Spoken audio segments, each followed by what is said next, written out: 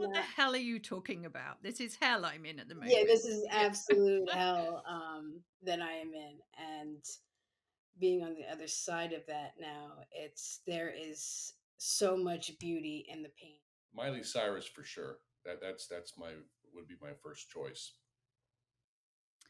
So I guess the question is, how do we get to Miley Cyrus? So if anybody is listening who's like, oh, Miley, yeah, I know her really well, could they please get in touch? And And I'm scared out of my mind.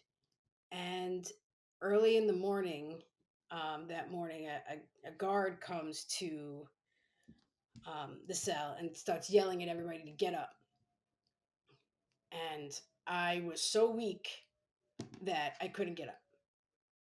And these women who I thought who were going to beat me up and were like so annoyed with me ended up all of them rallying around me and picking me up and walking me into the courtroom. Like we were all handcuffed together and they were like, "Look at me. We got you. Just one foot in front of the other."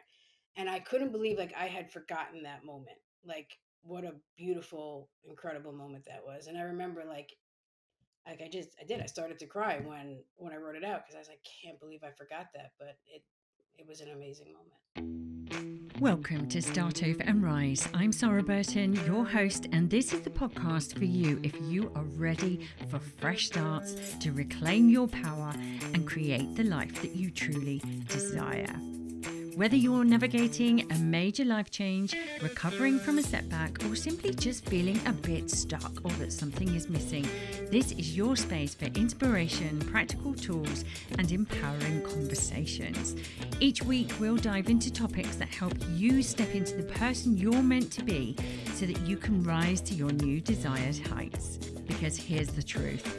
It's never too late to make a change, and it's never too early to start over. So let's get started. Christine and Brad, welcome to Start Over and Rise. I am super excited to have you here today. Would you mind starting by, I don't know who wants to go first, but just saying who you are, where you are in the world, and a little bit about what you do? All right, I guess I'll go first. Ladies first, right, Brad? Yes. Hi, I'm Christina Olivia-Castillo. I'm very happy to be here. I am a writer, an inspiring filmmaker, and I've been in addiction treatment for the past 15 years. I'm currently on the East Coast in New York. That's great. And I'm really happy to be here as well. My name is Brad Raymond. I'm a writer and a director, and I'm here in Woodland Hills, California. How did you guys meet? Wow, that's well, I'll start. I mean, we'll trade off as we remember, but it's been great. My wife is a hairdresser. Her name is Mayada, and she works with a client. She was doing her hair, and somehow she was talking about that I teach screenwriting, and her daughter-in-law is a marketing like an amazing marketing expert, and her girlfriend Christine was working on a screenplay, and she decided, hey, why don't you guys barter, and she can help you promote your class because I don't know anything about marketing, and you can help Christine with her screenplay. And that's and I'm like, great, let's do it. And that's how we met, and then we did all of our meetings over Zoom.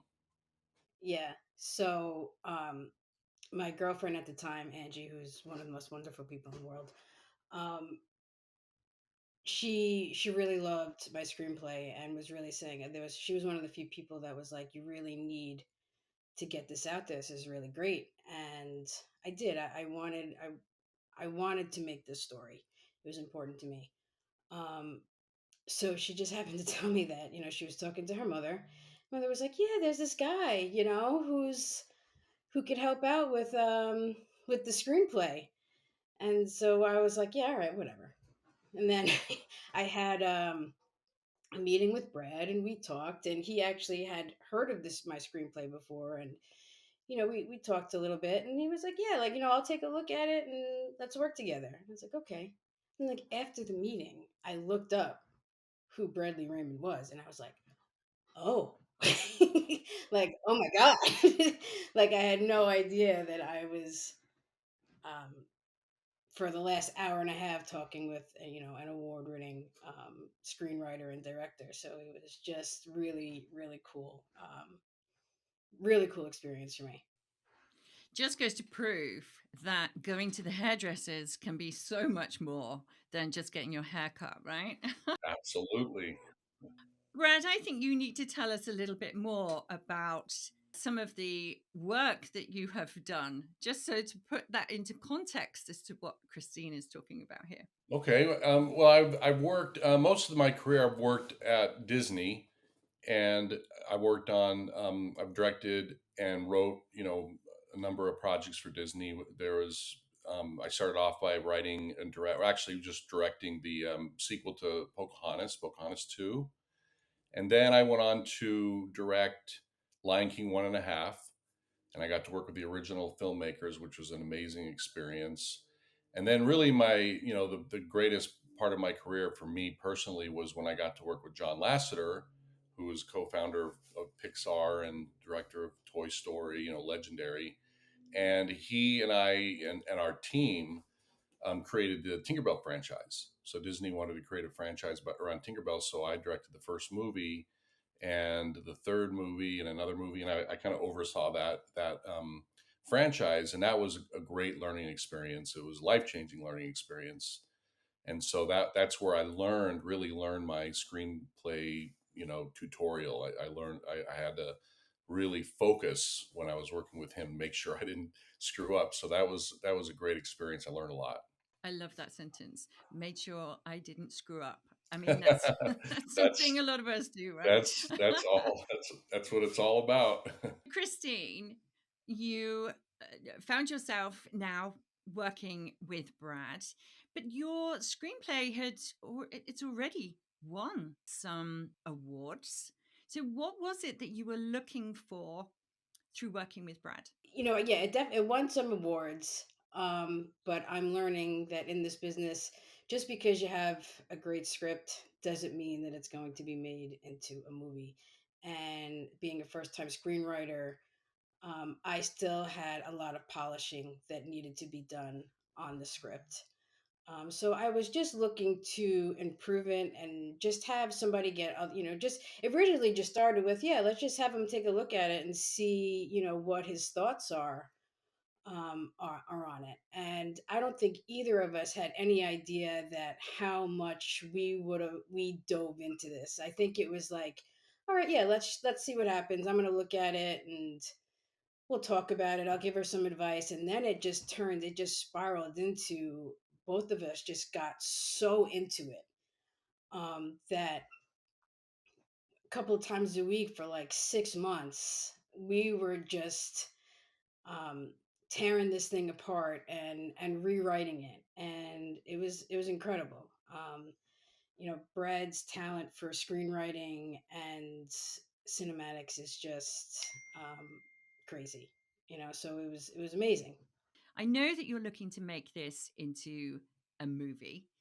And from what I've heard about it, I can't believe you haven't found someone yet. But as you said, that's the nature of the industry. Tell us about the screenplay. So the screenplay now is called Worthy. That's the name of the movie for what me and Brad had really delved into, but it was originally called You Are What You Love. The story of Worthy follows a young lesbian named Chris growing up in New York from a very conservative family. And Chris had a profound sense of really not belonging anywhere, and at a very young age, became a heroin addict. Chris appears to look like she's going nowhere fast. Um, then she falls in love, and that love inspires her to really try and get better. But every time Chris tries to get better and she reaches out for help, the system fails her. By some miracle, Chris does manage to survive, and then you follow her journey and going back to try to fix the system that failed her so badly. So the story touches on a lot of things. It touches on family, it touches on friends, it touches on love, LGBTQ issues. cracks in our healthcare system, but mostly it's a story of hope. And I really think that right now, and we need that with the opioid epidemic, how it is, people really need to hear stories of hope. Yeah. And what was it, Brad, that, because I know you are super excited about this work that you've done together as well. What was it about the screenplay that you really fell in love with? Decided you wanted to help Christine with this? Well, for me, I mean, the takeaway from it, just realizing this was also, based on Christine's story, her experiences, was very intriguing to me. And then as I started talking with her a little bit more about it, finding out there was a lot going on. There was a lot that wasn't in the screenplay that was very cinematic and compelling, and that's what we started adding into it. But ultimately, for me, when you this the story for me that really is exciting is somebody. It's about somebody who went through the all of the problems with the healthcare, all the obvious problems with trying to you know kick addiction, which is just learning from Christine is almost impossible. And walking through that horrible the valley, basically getting to that point, and then coming out of it and becoming somebody on the other side that is now helping people go through that same journey is very intriguing. It's not somebody who's just hired to help people and has no idea what's going on and what it takes. There's somebody who actually went through it in Christine, who's now trying to fix the system in order to help actually help people. So that to me is really intriguing, and the story's great. I mean, the story is amazing what Chris goes through, but that's the amazing thing, is coming out of it, not only coming out of it, but actually becoming somebody who can help others. Christine, this was so much more for you than writing a screenplay, right? This has been quite a journey for you. What have been the biggest challenges with going through this whole process? The hardest part was reliving a lot of it over and over and over again. Um, and that's why at the beginning of this journey, I was in such a really horrible, horrific place that I decided to write it out to try to get some clarity. And that's the beauty of the creative process, right? Like I was able to put it out in front of me and really look at it, and try to analyze it. But it was really difficult. Um, and the first version, "You Are What You Love," it really shows me in that really bad place. And I can't tell you, I don't know, Brad, how many versions did we go through? I don't know. We went through a lot of changes and stuff, but it was the same path. I mean, it wasn't like we went back, but it was the thing that was amazing about it was the fact that the hardest thing to do as a writer for me and for so many people that I work with is that they're inevitably you're going to get changes, and people are going to read your screenplay and they're going to say, well, I think it should be a little bit more like this, and that's just stories that aren't based on true stories. And it's really hard once as a writer you finish, you kind of say, well, there it is, and then you have to figure out a way to rewrite it. It's really hard. And being a first time screenwriter, I was being very careful about changing too much. But what was really amazing about you, Christine, is the fact that you went through, and not only did you just accept, the possibility of changing something, you actually changed it. And I got pages back almost like the next day, and they were great. So there wasn't, because what happens sometimes is you go into inertia, as a writer, and you just can't see it. It's like what you already wrote is stuck in your head, especially something that's based on a life story.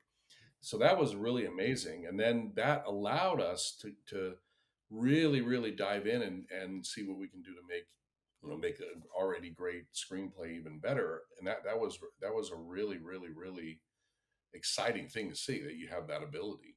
Yeah, I'd get off my calls with Brad, and like the ideas and the creativity would just start to flow, and then I would be like, all right, I need to try to get some sleep. I would, but it just like you get into this mindset where it's just like, no, I got to get this done right now. Like it's fresh and it's in my mind. And sometimes Brad would wake up, it'd be like 5 o'clock in the morning, and I'd be like, pages are done, here they are. He'd be like, wow, and I'm like, he's like, did you sleep last night? No, you know. Who needs sleep, right? When you've got something like this going on. Sometimes when we're in a situation, it's very hard, isn't it, to pull out the things that you think are most relevant. Were those the things that you were really able to help her pull out to put into the screenplay?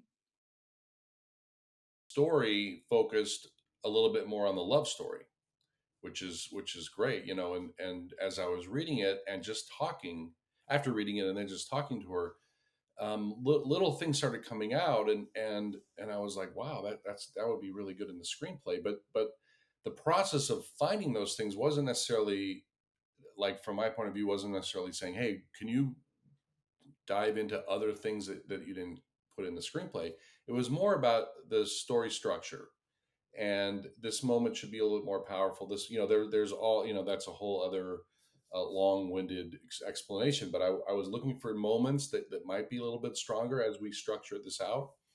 And one time I remember Christine just said, well, actually, there is this time when, and she would mention this story. And I'm like, yeah, that would be, did that happen? And yes, it happened. And I'm like, wow, that would be amazing. And then that just started opening up the story and finding out that we need to see this journey in order to really feel the metamorphosis and the transformation and the recovery.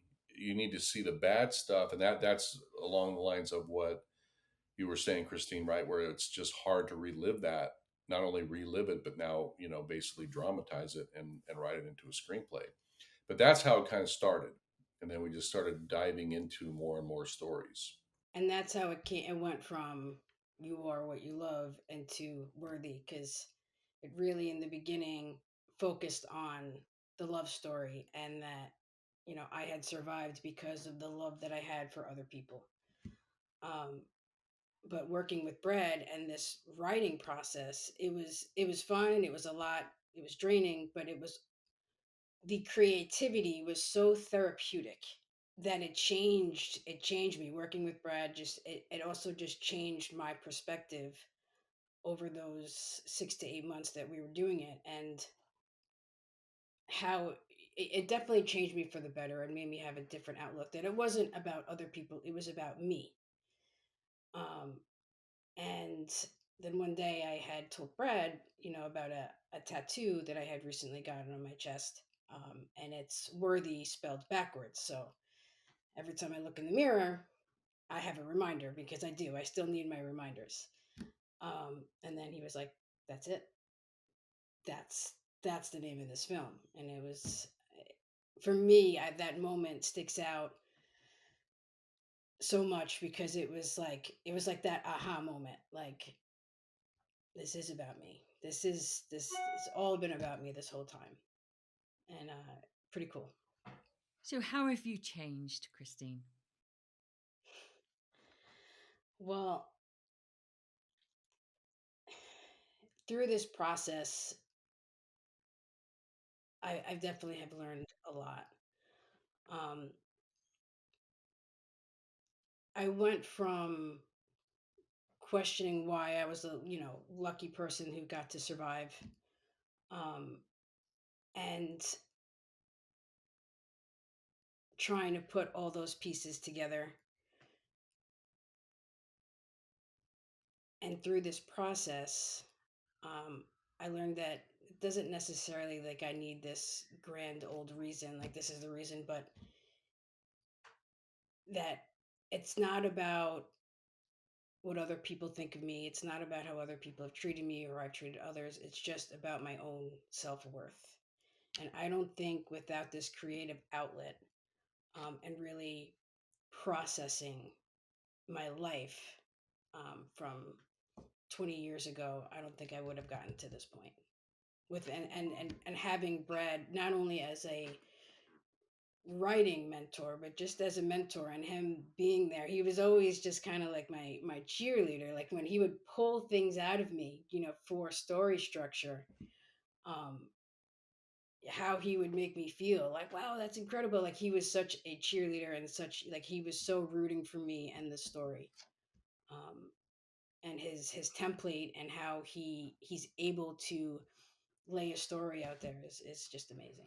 But I'm curious, Brad, what has doing going through this process with Christine, how has this changed you? Well, for me, I mean, first of all, Christine's become a great friend, and it's been just awesome getting to know her. She's an amazing person, so that's always amazing when you can meet great people and they change your lives. And but for me, realizing just how much a movie can help so many people.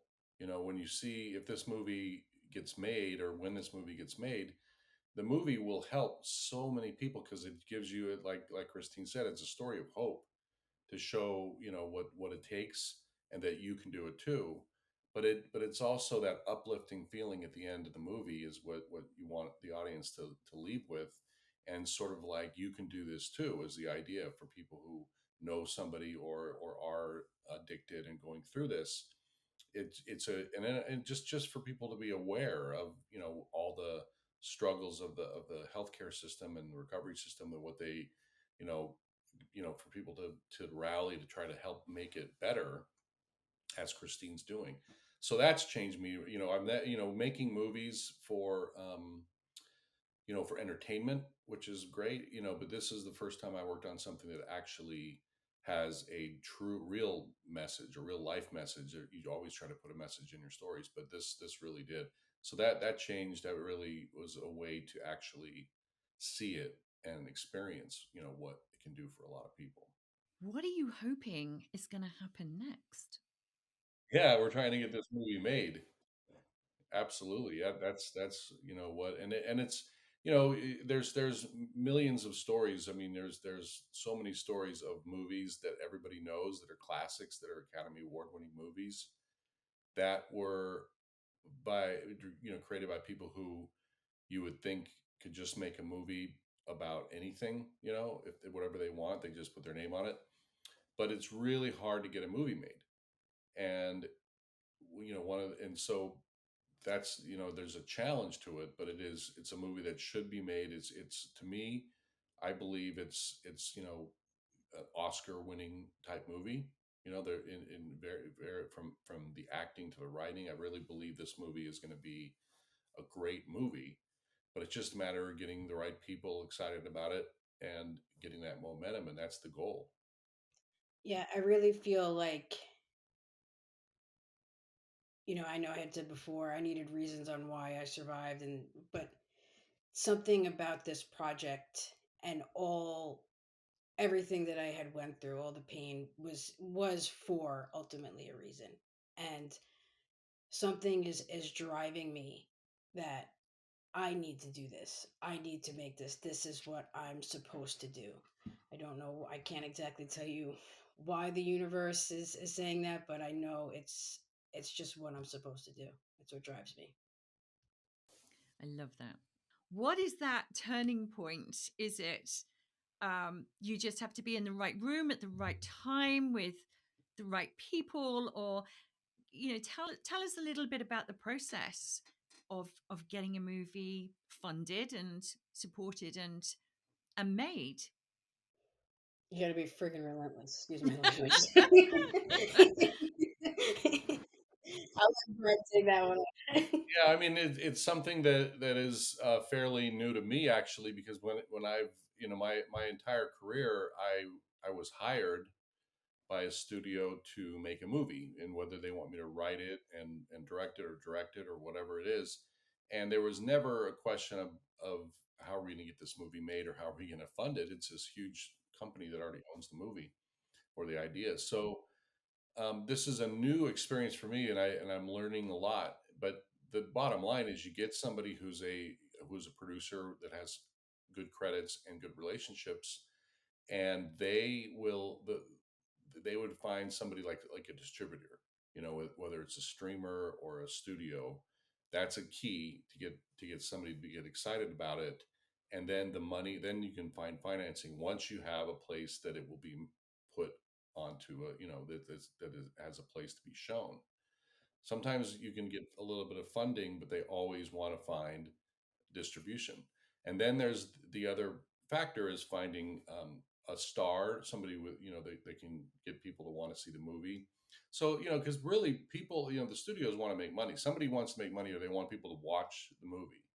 And that's what holds up projects like this, because this is not, like a big, high concept, like a Marvel, superhero movie or Jurassic Park or something where you just know people are going to go into theaters to see it and it's going to be a big opening release and all that. This is a story about, character, and this is more of a, you know, like an art house movie, and they're so important, but they're harder to get made because they don't necessarily equal box office success. So that's a little bit of the challenge. That's when you need somebody who's a great star who would look at this project, and this script has that, and they have an opportunity to be nominated for an Academy Award and possibly win, Best Actress, because whoever plays Christine, I believe will be nominated, you know, and hopefully win. It's that type of a role. It's that type of a script. So, Christine, who would you love to play you in this movie? It's funny. I look around like I'm so out of touch with pop culture right now that people they I talk to people in the field and showing me actors and actresses and like I don't even know who these people are. I'm just like wow. But it would have to be somebody who has a tough exterior, but has a vulnerability to them and can be very funny. As heavy as this script is, it's also very very funny. I think you need that with a script like this. So you need somebody with a good comedic timing, somebody who does pop into my head. If I had like a choice, the person who comes to mind is Miley Cyrus. Oh, amazing. Doing that, Yeah. she I think could pull off a really good Chris for sure. But I don't know if that's a dated response. No offense, Miley Cyrus, but yeah. So that would I guess if that's who comes to mind, and then I think about people who like, but they're too old now. Like I would be like a Christina Ricci, What is the age So range? You should probably just mention just the age. oh, the age well, so it's Chris. Is for the most of the film is younger, so late teens, early 20s, and then you see some of her later life. So you need somebody who could play both. Yeah. And Brad, do you have anyone in mind? I think Miley Cyrus would be amazing, and and it was Christine's idea that she could play that role, but she's a great actress, and there probably won't be a song in this movie, but other than that, she really is a great actress, so I think, and it's an opportunity. I in deep in my heart, I know it's an opportunity to win an Academy Award. So I think it's a great opportunity for somebody who's lucky enough to play the role. And it's a really, really challenging role because, first of all, she is extremely funny too, Miley Cyrus, and Christine wrote a really funny script. When I first read it, it really there's some lines that are going to be classic lines that people will be quoting to their friends and stuff. So it really has all of that. It's a memorable script. You want to go back and possibly watch the movie again. It's not one of those movies where it's so heavy that you're like, okay, I saw it once, I don't need to see that again. I think people would want to go back and see it again because it's very entertaining and very uplifting. But Miley Cyrus for sure. That's my would be my first choice. So I guess the question is, how do we get to Miley Cyrus? So if anybody is listening who's like, oh, Miley, yeah, I know her really well, could they please get in touch and and let's start that conversation there. Yeah, You, so surprisingly, she's very hard to get in touch with. yeah, but you know what? You never know, do you? You've had plenty of things that have happened. Yeah. The fact that how you two came together, I think, when you're on opposite sides of America, and that came about through someone knowing someone. So, let's not write that off. Yeah, just put Just it out there. Put it yeah, out there into the universe. Manifest. We're gonna manifest, right, Miley And there's Cyrus. all kinds of steps. Some of the steps are, yes, getting a star like Miley to say she would be attached to it, and then that opens up distribution and funding. Sometimes, not speaking for her at all, obviously, but some stars need the movie to be financed to know that there's some financing ahead of it to be attached. There's kind of like it's kind of like the chicken and the egg kind of a thing. So there's a lot of different things, and again, with my background, basically making movies that a studio already owns, and there's no question of how we're going to get it made. It's new to me, so we're working with people to help us along, and we're trying to get that momentum, started. So we're kind of just starting, so it's not like we've been um, that it's been this long journey that we just can't seem to get the movie made. It's really we're just getting started, is really what it is. So it's not like it's like I just we can't, it's just we wanted to get the story right. We wanted to get everything um, in place, and now we're going to go out there and start doing it. and I am sure you will make this happen. Definitely, I was so excited to read when Christine, when you applied and you filled in the form. I was reading this and thinking, oh, like, this is such an amazing journey. Do you want to tell us a little bit about the work that you do now, Christine? Because obviously, the movie is about your journey that's brought you to where you are now. Tell us a little bit about the work you do now. So for the last 15 years, I've worked in addiction treatment. Started my career clinically. I was a substance abuse counselor for, I don't know, 7 or 8 years. Um, and then I made my way into the field of mental health housing, and working with that population. And I managed to work my way to admin, so now I work for New York, working in policy, and doing some, how do I say this? I guess you could say investigative work, policy change, reform. And I'm really about working with barriers to treatment. I work with teams of people to make access to care easier.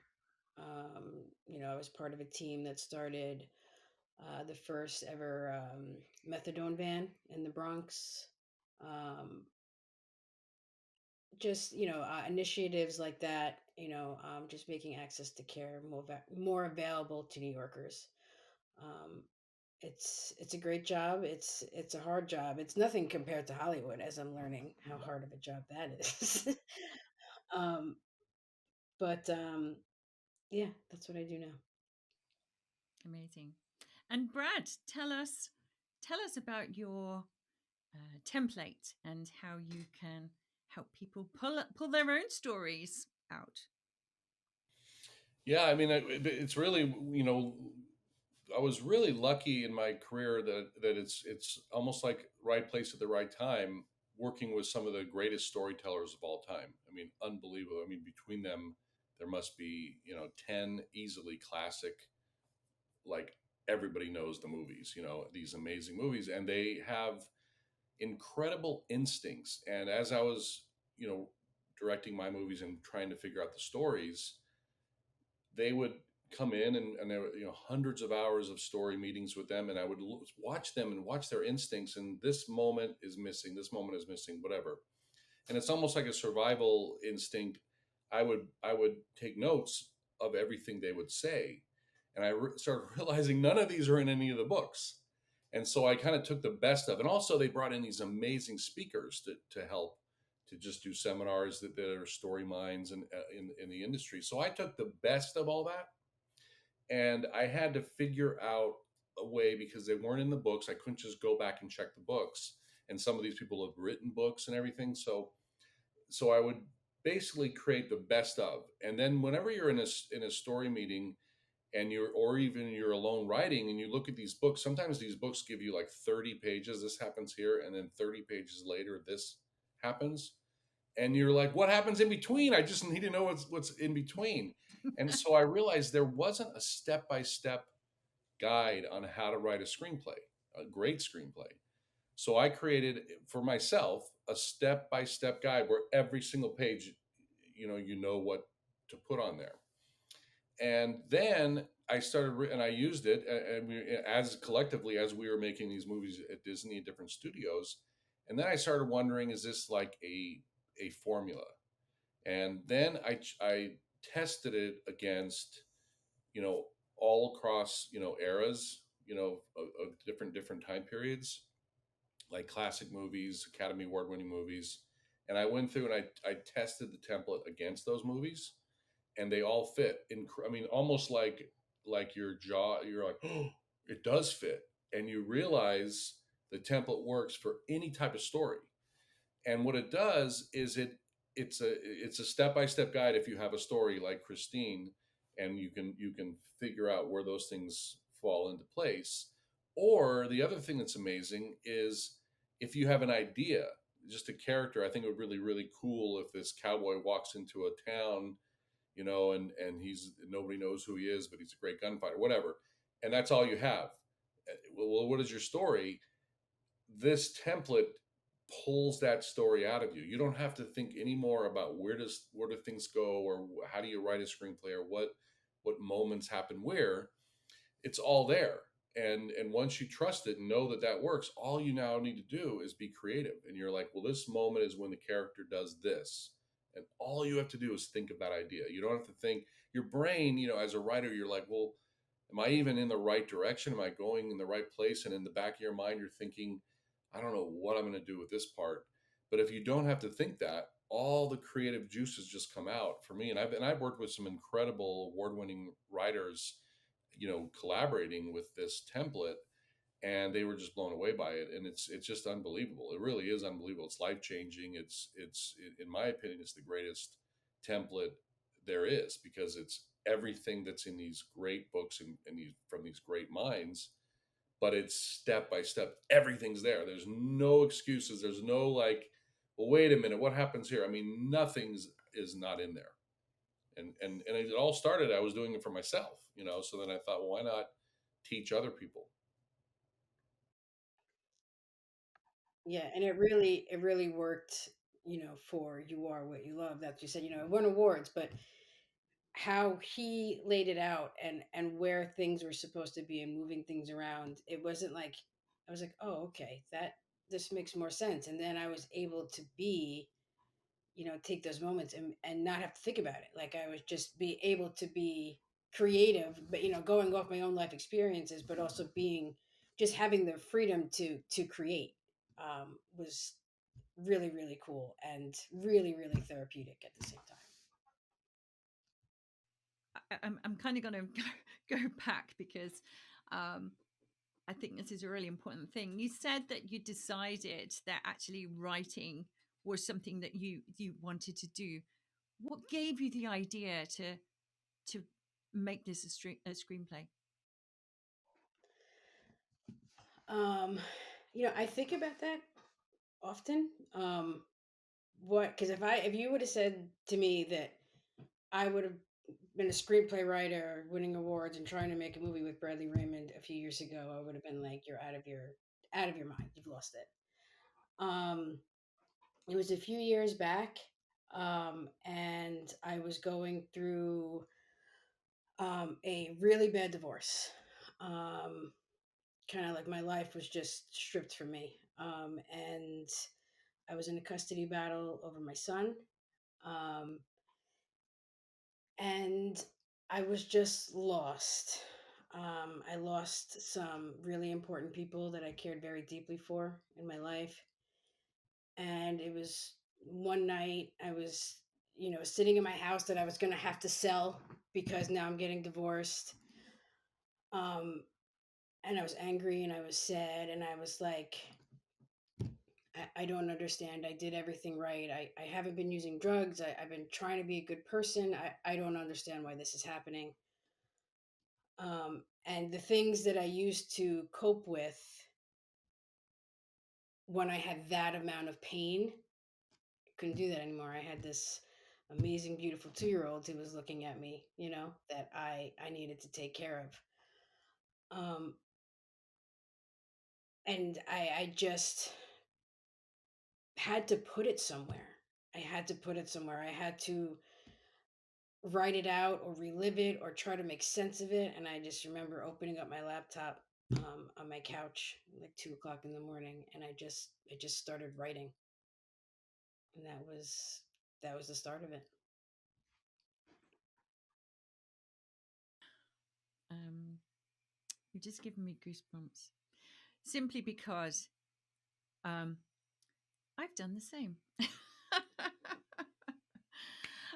And you two have come into my life, and maybe this is my little piece of the universe here as well, because I think when you I work with a lot of people who are going through change, and when you talk about going through divorce like that, sometimes it's almost like you can't understand why something is affecting you in quite the way that it is. I don't know if that makes any sense to you.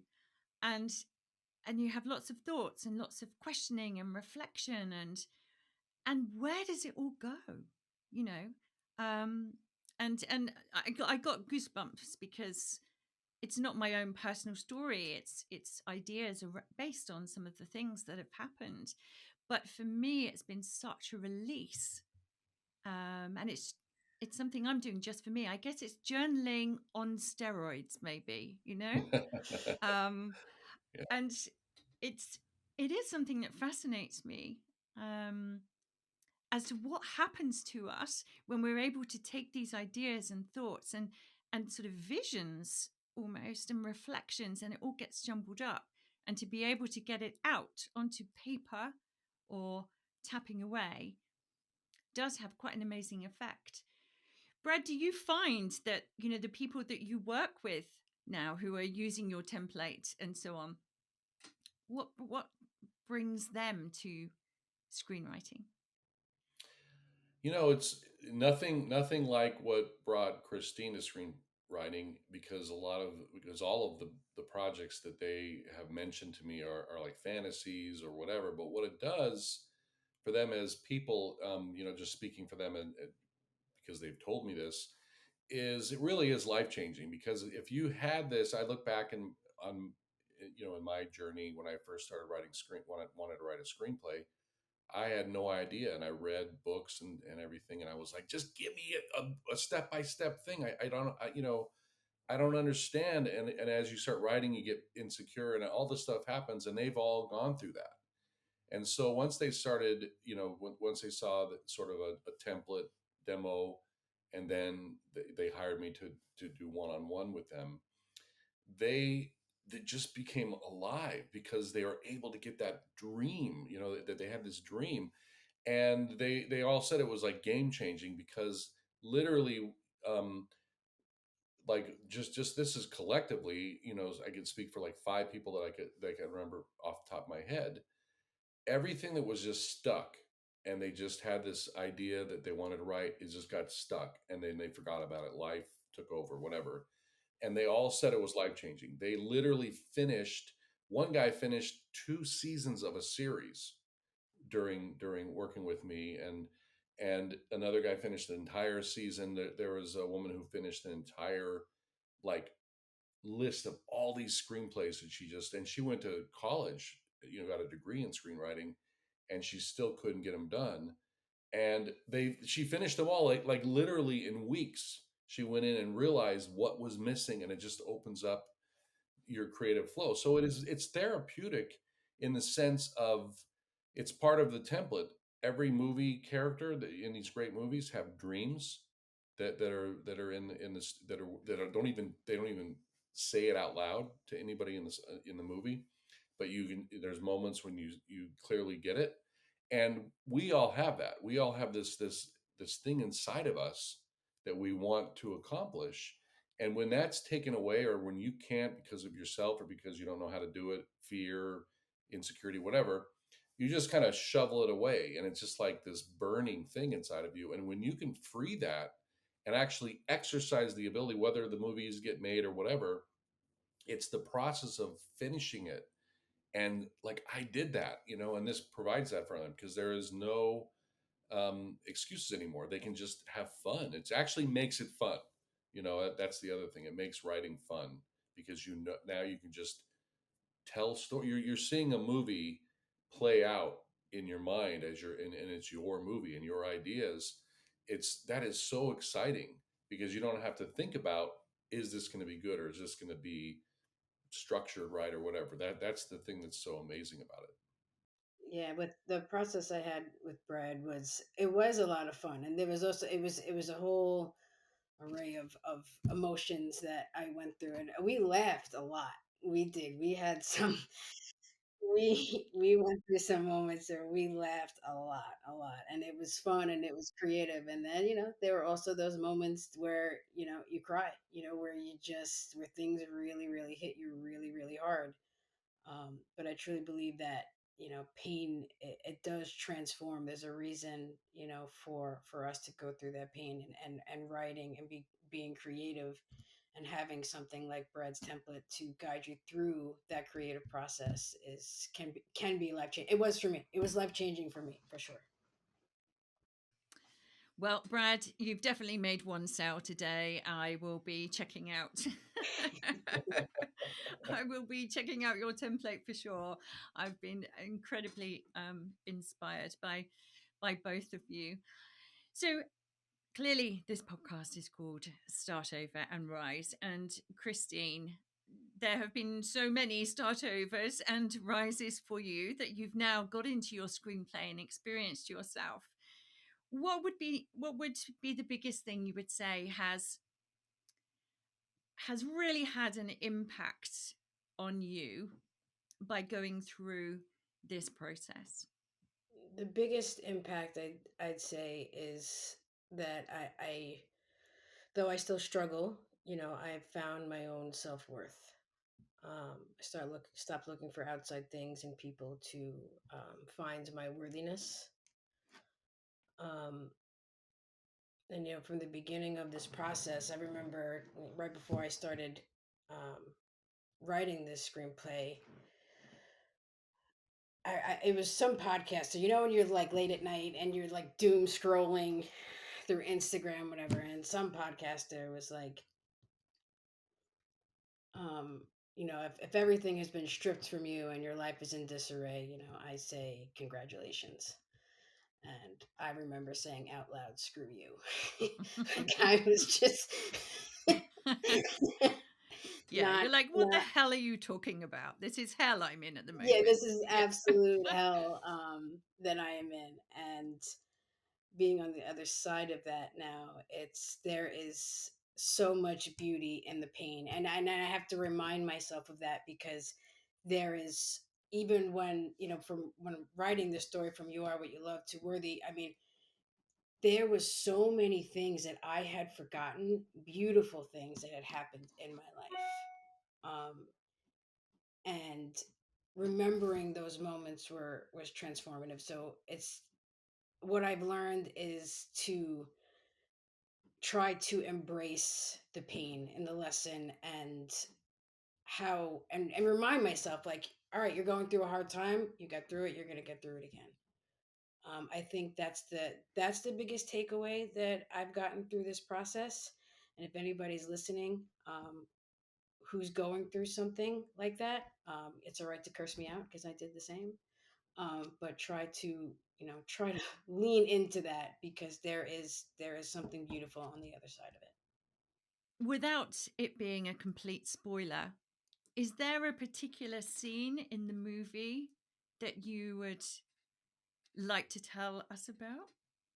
So one of the scenes that I wrote was one of the scenes that I absolutely had something that happened in my life that I had completely forgotten about until I wrote it. It was I had gotten arrested, and I'm just like writing it out and trying to remember and to pick up the pieces, and I was incredibly dope sick and on a dirty jail cell floor, um, sick. Like it was just as bad as you think as it was. Like it's worse. Like it was a really bad situation, and I'm sharing a small jail cell with maybe 12 or 13 other women, and they're all looking at me like, oh, this one, like you got the dope sick one in the corner here, like they're rolling their eyes, and I'm scared out of my mind. And early in the morning, that morning, a guard comes to the cell and starts yelling at everybody to get up. And I was so weak that I couldn't get up. And these women who I thought who were going to beat me up and were like so annoyed with me ended up all of them rallying around me and picking me up and walking me into the courtroom. Like we were all handcuffed together and they were like, "Look at me. We got you. Just one foot in front of the other." And I couldn't believe like I had forgotten that moment. Like what a beautiful, incredible moment that was. And I remember like I started to cry when I wrote it out because I was like, can't believe I forgot that, but it was an amazing moment. So that's a scene in the script that I look forward to. Probably be a hard scene to film, but I look forward to doing it. Yeah, very powerful. Very Yeah. powerful. And Brad, is there one for you?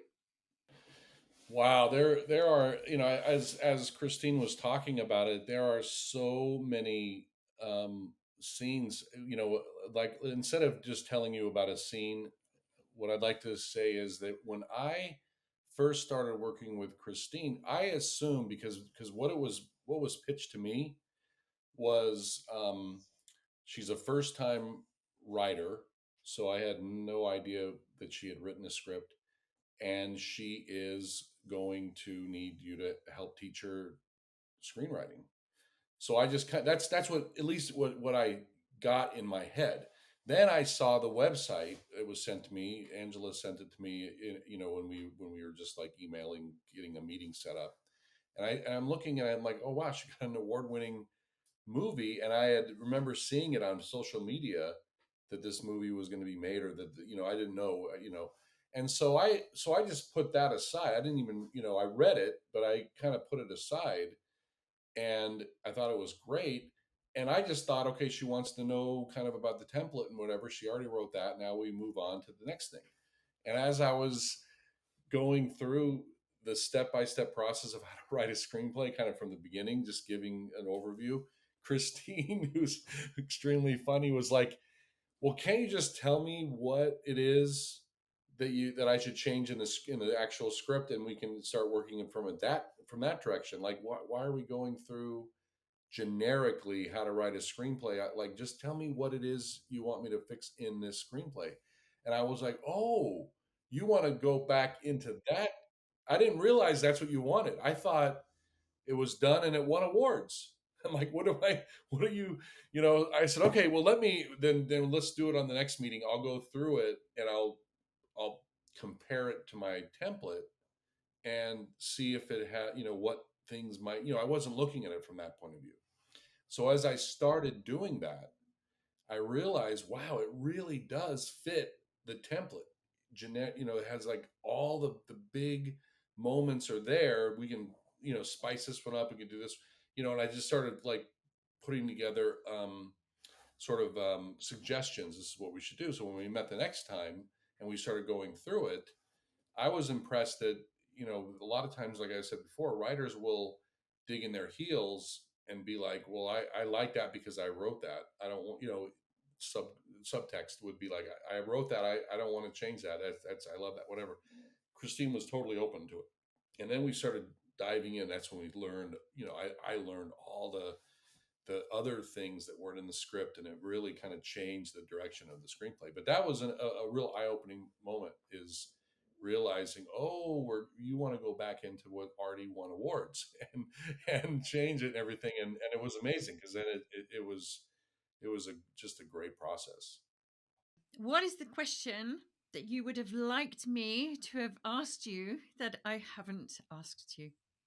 I'll add a little bit just from my perspective, because I've this is for not never going through something so heavy. I've been divorced like twice and everything, but never nothing is nothing like what Christine went through. But I always find my wife now, Mayada, always tells me, just talk, say it. If something's on your mind or whatever. And I have a tendency not to want to relive if something happened. It could, whatever it is. But I find that is therapeutic, even if it's something stupid. Like whatever, just something like I got in an accident today, whatever. I got a fender bender. I gotta go, get it fixed. Something stupid. You don't even want to talk about it. And it makes you feel better just to bring it up. Something as light as that. But I can't imagine when whoever in the world is going through something really, really heavy, and just they think it, whatever it is, it might make a great movie. That's the thing that you have to. It's probably not as easy, and I don't want to speak for other people, but it's probably not as easy to say, oh wow, I want to do therapy and feel better. That kind of seems a little bit like you're going to the doctor. But if you're thinking, wow, this might make a great movie, people might want to go see this and experience this, the process of writing and imagining it being a movie and being able to, instead of you're just talking to people about your problems to see if, like a therapist, you're actually dramatizing it and kind of glorifying it in a way, which is kind of fun. You're glorifying your experiences. There's something exciting about that and magical.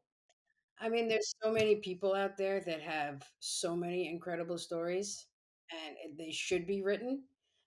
I think, I mean, I just speak for myself. I'm sick of Spider-Man. I would love some more artistic, character-driven, real stories. And I think it's really, really needed.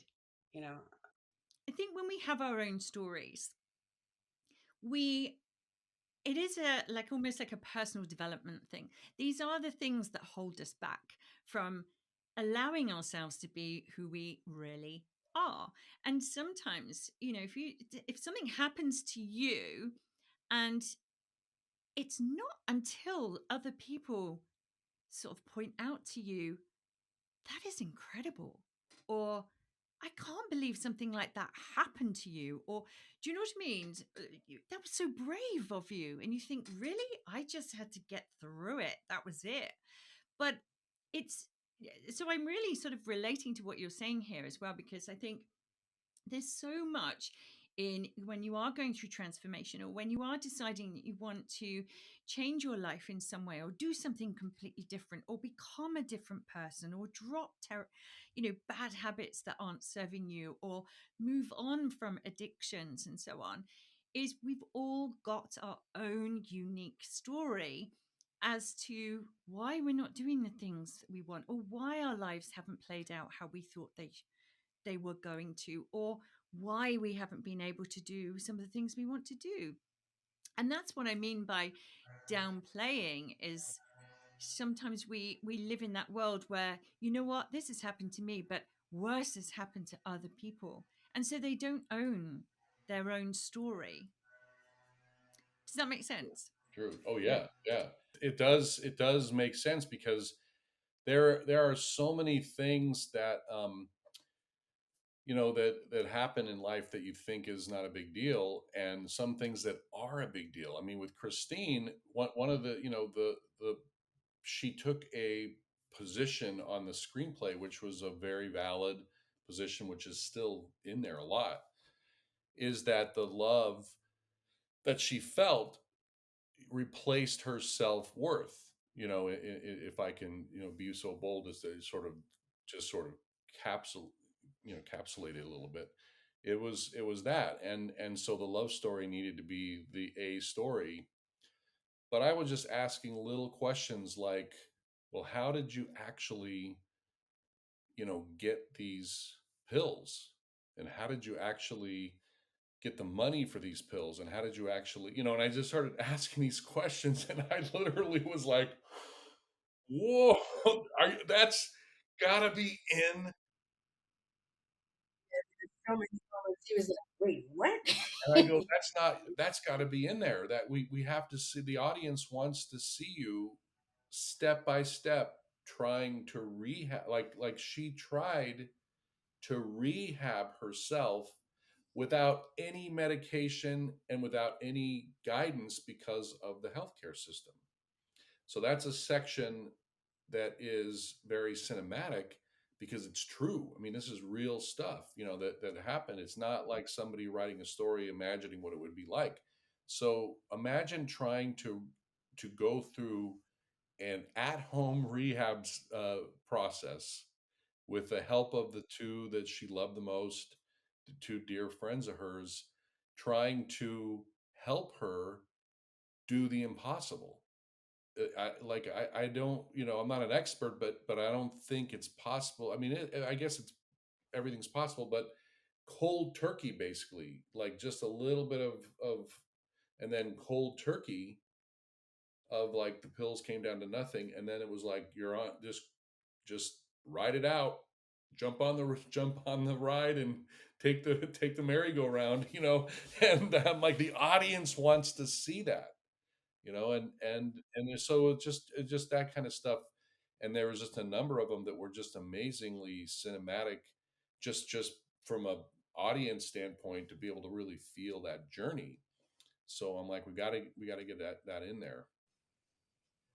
Yeah. I can't wait to see this movie, I have to say, because just mentioning things like that is, it's not just about what's happening to you at that time, it's also what's happening as your loved ones are witnessing this, and they're there to support you, but it must be awful for them as well. And this is what makes great movies. Well, I'm only speaking as somebody who loves watching movies, and I like the in-depth stuff. I can do Spider-Man 2, it's fun, but I really love a movie where I just can't stop watching.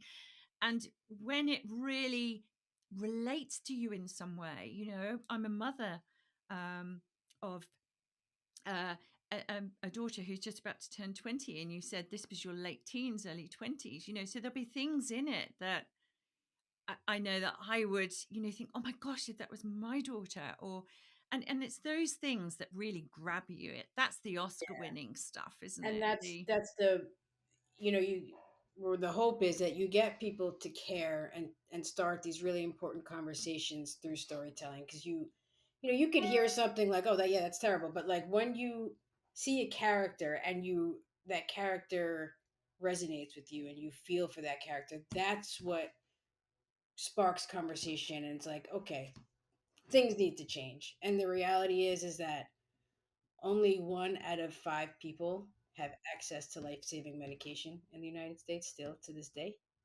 And I think it's like 3% of people actually receive treatment that have a substance abuse disorder. Um, thank God it is a lot better than it was when I was struggling, but there still needs to be some serious reform and change in how addiction, mental health is looked at and treated, and